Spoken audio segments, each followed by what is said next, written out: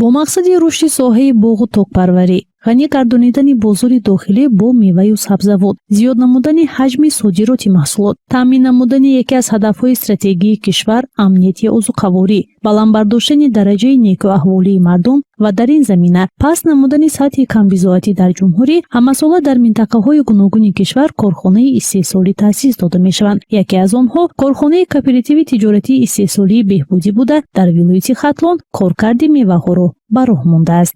аз саршавии мавсим ҳозир аз зардолу сар карда сони себ, нок,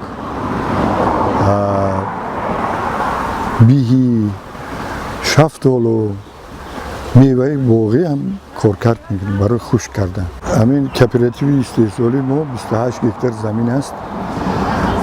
Мана 4 гектар боғ дорем, як 20 сотих гармхона дорем, як 3.5 гектар ба беда дорем, мондагӣ ҳама пахта. ба гуфти роҳбари корхонаи кооперативи тиҷоратии истеҳсолии беҳбудӣ Раҳматулло Саъдуллоев, маҳз бо камаки ташкилоти USAID онҳо соҳиби 5 таҷҳизоти наву замонавӣ гардиданд, ки ҳар яке баҳри босифати баланд хушк кардани меваҳо ва ба меъёрҳои стандарти байналхалқӣ ҷавобгӯ намудани маҳсулоти ватанӣ корбарӣ мешаванд. Соли гузашта бошад корхонаи мазкур дар ҳамкорӣ бо ширкати Isfara Food 260 тонна зардолии коркарднамудаи худро ба хориҷи кишвар содирот намудааст. Ҳоло бошад роҳбарият азм доранд бо истифода аз шароити мусоид содироти ин намуд маҳсулотҳоро ҳарчи бештар ба роҳ монанд, зеро иқтидори кории эшон баробари насби таҷҳизотҳои замонавӣ, ки дар доираи лоиҳаи USAID оид ба беҳтар намудани рақобатпазирии агробизнес дар Тоҷикистон амалӣ мегардад, ба маротиб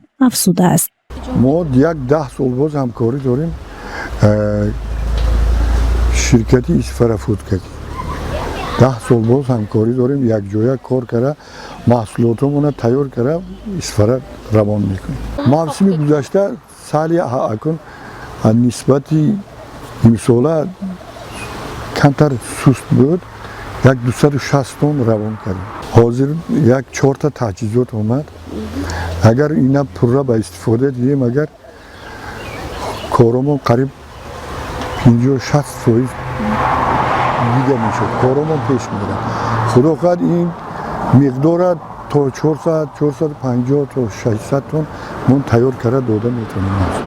ҷоизи қайд аст, ки баробари ба фаъолият шурӯъ намудани корхонаи кооперативи тиҷоратии истеҳсолии беҳбудӣ дар вилояти Хатлон 10 нафар занони хонашини маҳаллӣ бо ҷойи кор ва маоши хуби меҳнатӣ таъмин гардиданд ва ба гуфти онҳо ба кор даровардани таҷҳизотҳои наву замонавӣ дар коргоҳ як нав заҳмати шабонарӯзии эшонро сабук гардонидааст. баъди он ки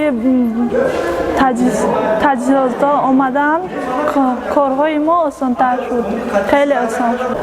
пештара мо аз берун автовӣ ба кор мекардем, баъд аз таҷҳизотҳо омадан мо соя салқин ба кор мекунем.